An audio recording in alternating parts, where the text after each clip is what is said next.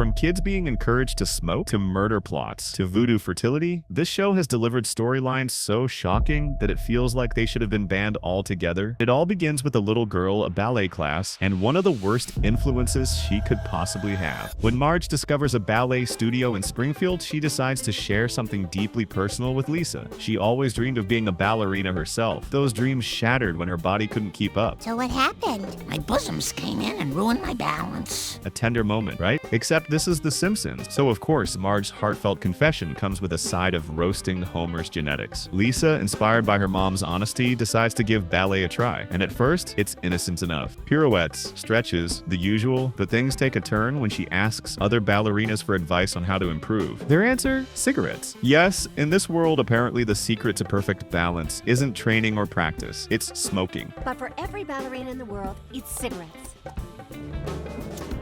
Lisa, being only 8 years old, suddenly finds herself inhaling secondhand smoke to dance better. And shockingly, it works. Her performance improves, and she starts depending on those smoke breaks just to keep up in class. Eventually, secondhand smoke isn't enough. Lisa goes straight to the source, holding a cigarette in her tiny hand, convinced this is what greatness requires. The episode tries to play it for laughs, with Homer and Marge caught between letting her chase her dreams and stopping her from destroying her health. At one point, Homer even sends Bart to spy on Lisa to make sure she doesn't smoke, which in classic Simpsons fashion only leads to chaos. And if that wasn't dark enough, there's the surreal scene of raccoons breaking into the ballet class to steal cigarette packs, scattering them across the stage. It starts as a joke about ballet culture, turns into a full-on nightmare, where Lisa, an 8-year-old, is forced to choose between her lungs and her dreams. It's the kind of storyline that makes you wonder, who approved this in the writer's room? Because watching Lisa struggle with addiction, even as a parody, is disturbing on so many levels. But as wild as an 8-year-old being pushed into smoking is, it's nothing compared to what happened when Bart and Lisa thought they became child murderers. It starts off like any other Springfield day. Bart's bored and looking for trouble. He spots Martin Prince digging around in the park for fossils, because of course Martin is spending his Saturday on a nerdy science project. That's when Bart, being Bart, decides it's the perfect time for a prank. He ties a rope to one of Martin's bones, planning to yank it away just as Martin reaches for it.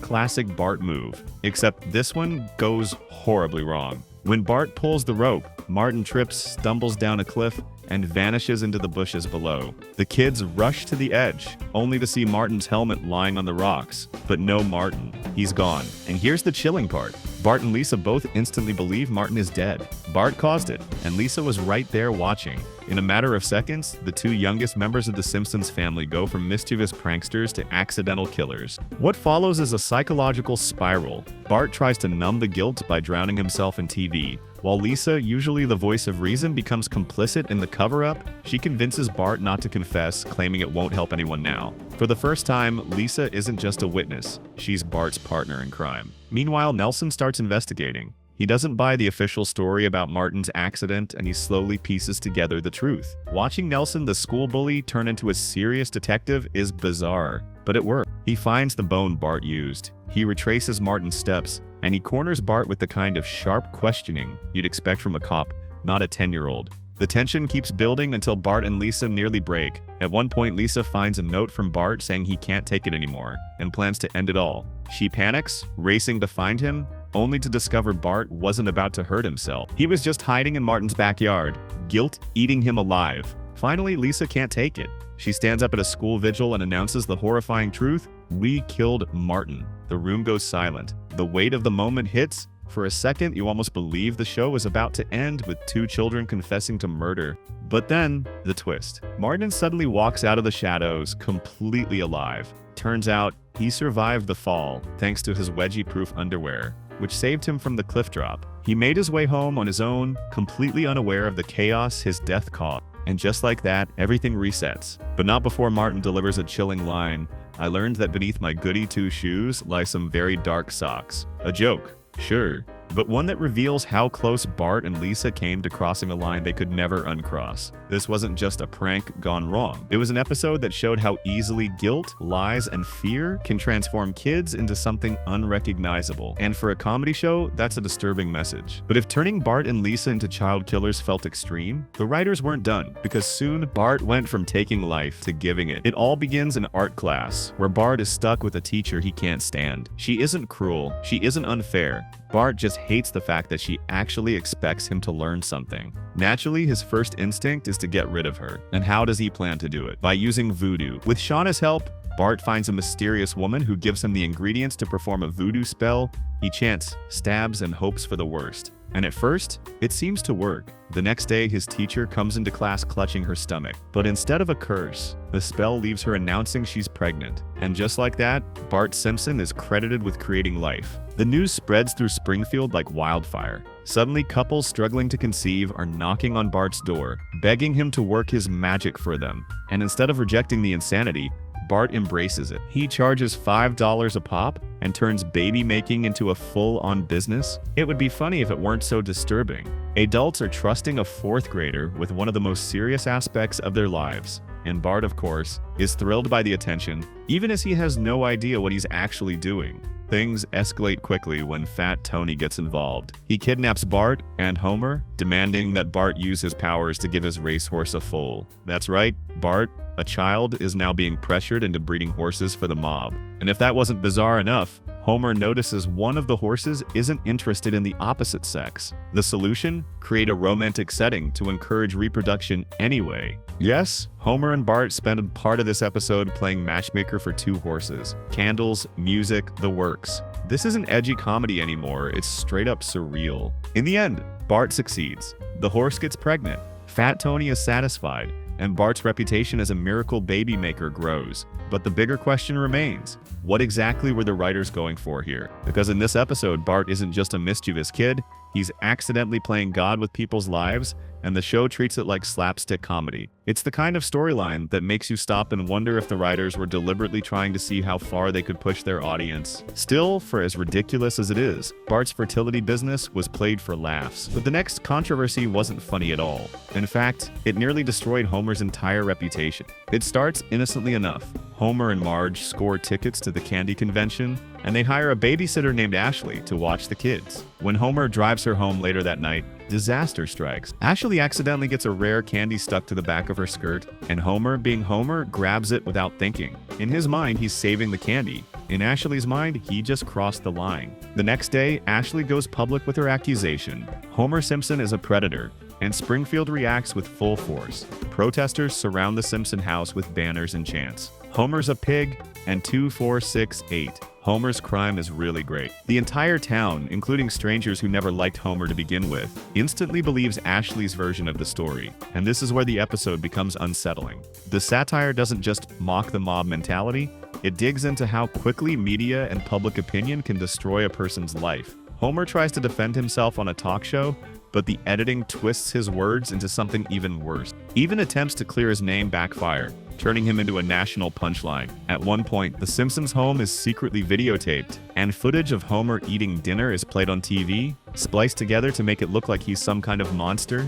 The public doesn't care about facts, they care about outrage. The entire episode is uncomfortably close to reality, even today. One false accusation, and suddenly Homer isn't a father or husband anymore. He's a symbol of everything wrong in society. Finally, it takes an unlikely hero to save him. Groundskeeper Willie. Willie admits that he secretly videotapes couples and cows. Disturbingly enough, and by chance, he captured the real incident. His footage proves Homer's innocence. He never harassed Ashley, he just grabbed a piece of candy. Ashley apologizes, the mob disappears, and Homer is technically cleared, but the damage is done. The town already judged him. His reputation was shattered, and even with the truth revealed, you can't shake the feeling that this wasn't a story meant for comedy. It was a disturbing look at how easily a person's life can be ruined in the public eye. Episodes like this prove that The Simpsons wasn't afraid to get dark, but if Homer facing false accusations felt heavy, it's nothing compared to the moment when Springfield's most dangerous clown sidekick set his sights on Bart again. It begins with Bart receiving a series of threatening letters. No prank, no joke, just a chilling message written in blood. I'm going to kill you. Bart, terrified, shows his family. And in one of the darkest running gags of the entire show, Homer immediately passes the danger on to him. Oh, that's your problem, boy. The paranoia grows. Bart can't even enjoy his favorite cartoons without being reminded that someone wants him dead. And then comes the reveal. The man behind the threats is none other than Sideshow Bob. The same Sideshow Bob Bart put behind bars. The same man who has sworn revenge time and time again. And now he's out on parole. At his hearing, the courtroom scene alone is legendary. When asked about his tattoo that reads Die Bart D, Bob calmly insists, no, it's German for the Bart, Thor. The panel buys it. They grant him parole. Just like that, a self-admitted homicidal maniac is back on the streets. What follows is a nightmare disguised as comedy. The Simpsons are placed in witness protection, given new identities, and relocated to Terror Lake. But Sideshow Bob isn't fooled. In one of the most chilling sequences ever aired on primetime TV, Bob hides under the family's car, clinging to the underside for miles until they arrive at their new home. It's both absurd and terrifying. A reminder that Bob's obsession knows no limits. And then comes the boat. The Simpsons board a houseboat, thinking they're safe. But Bob sneaks on board in the middle of the night, ties up the family, and finally gets Bart alone. His plan? Kill him slowly, savoring every second of revenge.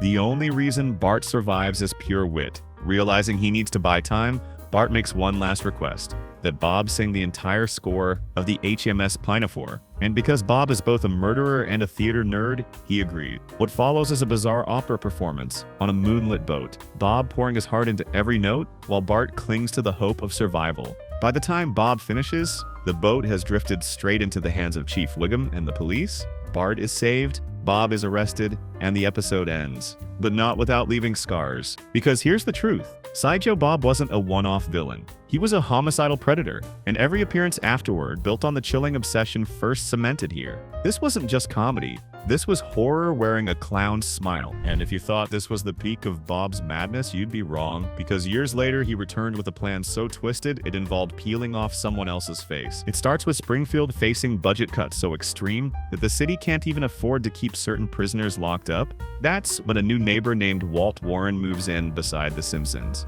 He looks normal enough, but Bart immediately recognizes something chilling. The moment Walt says, "Hello, Bart," Bart is convinced it's Sideshow Bob in disguise. No one believes him. Not Homer, not Marge, not even Lisa. To everyone else, Walt is just a friendly guy with a deep voice.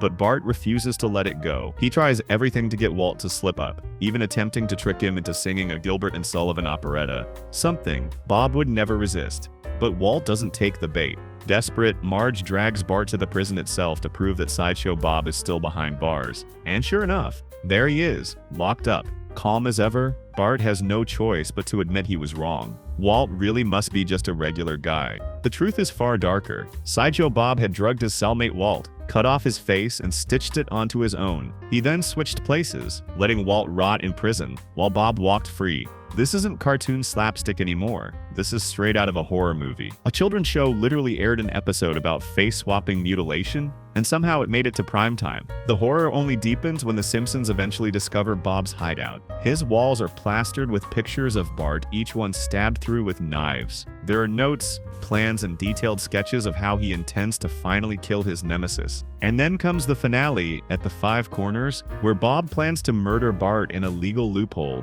a spot where 5 states meet, meaning no single jurisdiction could prosecute him. His confidence is chilling, his obsession overwhelming. For a moment, it looks like he might actually succeed. Still, the damage is done. This wasn't just another failed assassination attempt. This was an episode that blurred the line between parody and psychological horror. The Simpsons had officially aired a storyline about mutilation, face theft, and a child being hunted like prey. And yet, somehow the writers weren't finished. Because 1 year later, they finally crossed the one line nobody thought they'd ever cross. They let Sideshow Bob actually succeed. The episode begins with Bob luring Bart into a trap using Milhouse's phone. And unlike every other time, Bart doesn't see it coming. Bob shoots him dead on the spot. No delay, no performance. Just cold-blooded murder. After 2 decades of failed schemes, Bob finally got what he wanted. You'd think that would satisfy him, but it doesn't. Not even close. Bob celebrates his victory, but very quickly realizes the thing he's been chasing for half his life isn't as fulfilling as he imagined.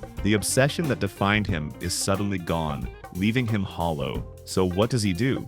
He decides one murder isn't enough. He revives Bart just to kill him again, and again, and again. It's one of the most disturbing concepts the show has ever aired. Bob sets up an entire lab dedicated to resurrecting Bart so he can murder him on repeat. It isn't even about revenge anymore. It's about addiction. He can't stop. His hatred for Bart becomes his only reason to live. The imagery pushes this even further into horror territory. At one point, Bob plays with Bart's intestines. At another, Bart's body parts are reassembled into grotesque new shapes. This isn't parody, it's nightmare fuel. Even for a Halloween episode, it felt like the writers had gone too far. But as always, Bart finds a way back. Lisa and Santa's little helper stumble across the lab, and the family comes together to stop Bob. Homer, in one of his most ironically heroic moments, smashes Bob with a lamp. And in typical Simpsons fashion, Lisa immediately reassembles the lamp, just so Homer can hit him again. Dark comedy at its finest, or worst, depending on your stomach. The ending doesn't make things any lighter. Bart reassembles Bob's body into a twisted Frankenstein-like creation. Mismatched limbs and all, the result is equal parts hilarious and horrifying. A circus freak brought to life by the very boy Bob wanted to kill. It's a finale that leaves you unsettled long after the episode ends, because unlike earlier Sideshow Bob appearances, this wasn't just a close call or a clever escape. For the first time, Bart actually died on screen, and no matter how many times the show reset the timeline, the image of Bob finally succeeding lingers. And if child murder wasn't already pushing the limit, the very next time The Simpsons went too far, it involved turning the entire town into flesh-eating zombies. All begins with Krusty Burger unveiling a new menu item. Sounds harmless enough, right? Except this burger isn't just unhealthy, it's cursed. The secret ingredient? Beef made from cows that were fed other cows. A closed loop of cannibalism, served with fries. Within seconds, the horror begins. Kent Brockman takes a bite on live TV, and in a matter of moments, his skin pales, his eyes glaze over, and he transforms into a zombie, or as the episode calls them, munchers. He lunges at Krusty, bites him, and in a flash, the virus spreads across Springfield like wildfire. Soon, the entire town is infected. Friends, neighbors, coworkers, one by one, they turn hungry for flesh. The Simpsons board up their house, refusing to let anyone in, not even Grandpa. In one of the episode's darkest jokes, Grandpa begs them to open the door, insisting he's not infected, but Homer replies, "How do I know you're not a muncher?" before leaving him outside. Family loyalty takes a backseat when survival is on the line. Inside, supplies dwindle. The family is left with nothing but fruits and vegetables, which Bart predictably refuses to eat. His hunger drives him outside, and that's when he makes the mistake of eating one of the tainted burgers. Everyone panics. Is Bart about to turn into a zombie too? But then comes the shocking twist. Bart doesn't transform. He's immune, for reasons never explained. Maybe sheer stubbornness, maybe divine comedy. Bart is the key to survival. His blood holds the cure. From there, the episode becomes a desperate mission to get Bart to the safe zone. Along the way, they're joined by Apu, who hilariously explains his survival. As a vegetarian, I didn't eat the tainted burgers, and as a convenience store owner, I am armed to the teeth. It's one of the sharpest gags in the entire segment. Funny, ironic, and practical all at once. But even with Bart's immunity, the family isn't safe. Homer gets bitten, Marge insists they can cure him, and the soldiers at the safe zone reveal the treatment cannibalized Bart to spread the cure. Once again, Springfield proves it's as dangerous as the apocalypse itself. In the end,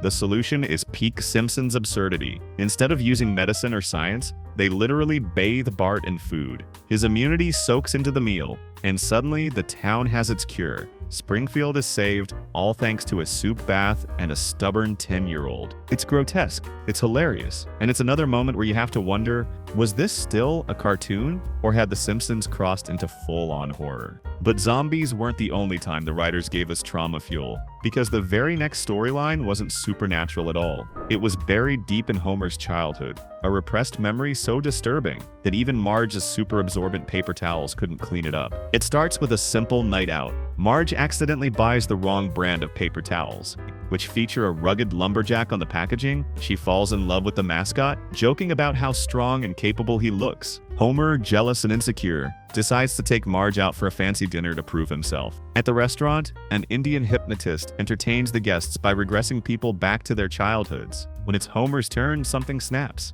Instead of laughing, he begins screaming uncontrollably. Not just for a few seconds, he can't stop. All night, all week, the screaming won't end, and nobody knows why. That's when Moe, Lenny, and Carl make a chilling suggestion. Homer must have uncovered a repressed memory, something so traumatic his mind buried it for decades. And now, it's clawing its way back. The family begins investigating, and Homer remembers flashes from when he was 12, hanging out by the old quarry, laughing with his friends. And then, finding something horrifying. The Simpsons return to the quarry, and after draining the water thanks to Marge's super absorbent paper towels, they make a discovery that flips the episode on its head: a corpse. A human skeleton, long hidden beneath the surface. The police arrive and even Chief Wiggum is shaken. Homer, meanwhile, is forced to confront the fact that his goofy, happy-go-lucky personality has been covering a childhood scar the day he stumbled across a dead body. At first, suspicion falls on Mr. Burns. After all, who else in Springfield could have a corpse hatch under their control?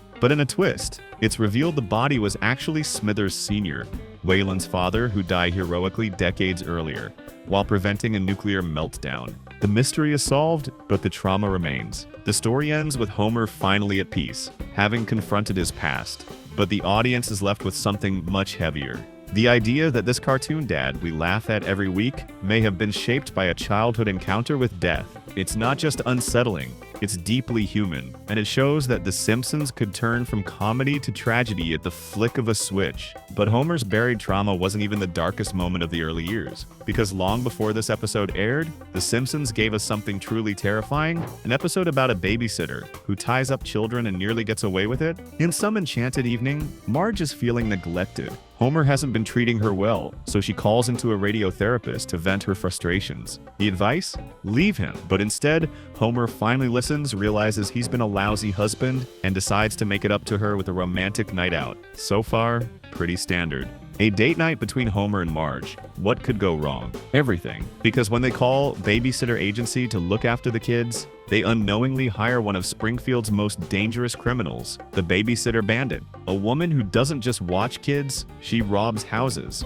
and she has no problem tying up anyone who gets in her way, including children. At first, Bart and Lisa think it's just an ordinary night, but then they see a true crime program on TV, warning viewers about a notorious babysitter who's on the loose. They slowly put the pieces together. The woman in their living room isn't just a sitter, she's a fugitive. What happens next plays out more like a thriller than a sitcom. The babysitter ties up Bart and Lisa, tapes their mouths shut, and begins ransacking the house. It's terrifying imagery, especially in a cartoon where the joke is supposed to be that the kids are resourceful, but the only reason they escape is because of Maggie. Crawling through the house, she manages to free her siblings, and together they fight back, knocking the babysitter bandit unconscious and tying her up in return. For a moment, the kids seem to have won. Then Homer and Marge come home. And here's the kicker. They don't believe Bart and Lisa. They see the babysitter tied up and immediately assume the children were misbehaving again. They untie her, apologize, and even pay her before she walks out the door, escaping justice entirely. The episode ends with the Simpson family looking like fools on live TV, while the babysitter bandit gets away. This wasn't satire. This wasn't parody. It was a straight-up crime story about a woman tying up kids in their own home. And the fact that this was the season finale of the very first year of The Simpsons makes it even more unsettling. From the very beginning, the writers were testing just how far they could push their audience. And they proved something important. If The Simpsons could survive airing an episode like this in its debut season, there was nothing they wouldn't dare try in the future. And now the question goes to you. Which of these moments shocked you the most? And do you think The Simpsons crossed the line? Or is that exactly why we love it? Let me know your thoughts in the comments below. And if you enjoyed this trip into Springfield's darkest corners, make sure to hit like and subscribe because we've got plenty more to expose.